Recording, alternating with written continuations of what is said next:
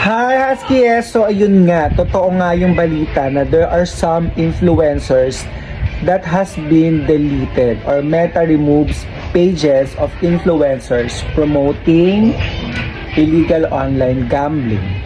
Meta, the parent company of Facebook, has reportedly removed the pages of 20 social media influencers promoting illegal online gambling platforms. The action to take down high-profile influencers' Facebook pages allegedly promoting illegal online gambling was a result of cooperation between Digital Pinoys, a digital advocacy group. Basahin natin kung sino-sino yung mga dinilit ni Meta. Among the first 4 pages that were already officially taken down are kay Zashna Laparan, 9.7 million followers. Grabe. Boy Tapang Vlogs, 5.5 million followers. Mark Anthony Fernandez, 242k followers.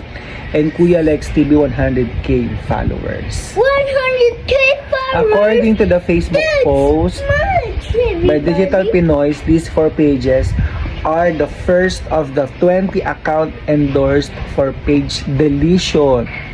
This is only the initial list of influencers promoting illegal online gambling that Digital Pinoys has endorsed to CICC for page takedown, review and verification of influencers to determine whether the platforms they promote are properly licensed is continuously being undertaken.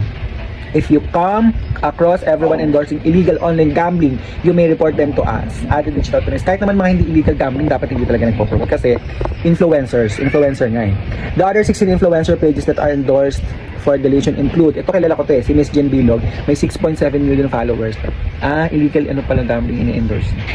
Yalo underscore OK, 4.6 million followers. Hypebeats, 4.6 million followers. Vic de Sukatan, 6.7 million followers.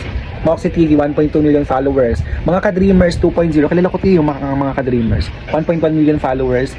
Tanli TV, 986k followers. Akla, 710k followers. Salas Jinky, 707k followers. Ekang Shurikat, 442k followers. Mini Vlog, 292k followers. Gail Ocariza, 244k followers. Valin Jane Pangasian Bernante, 26k followers. Gangster Squad, 85k followers. Frisco Gaming, 68k followers. Awit G, 45k followers. Pero may mga vloggers pa rin na nagpo-promote ng sugal ng gambling. Pero siguro legal din. Pero kahit na dapat hindi. So ayun.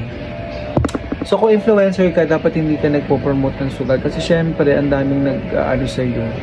Ang daming naglo-look up sa'yo. Tsaka ang daming nasisira dahil sa sugal na yan. Kaya mga ka-Huskies, huwag na tayong magsugal kasi wala talagang mangyayaring maganda. Masisira lang ang buhay. Happy lang. Thanks for watching. Please continue supporting Huskies. Please tap the screen, share the like, and subscribe! yes, mag-iwan ng bakas kung taga saan po kayo nanonood para malaman na namin kung saan na po nakarating yung video namin. Bye, Huskies!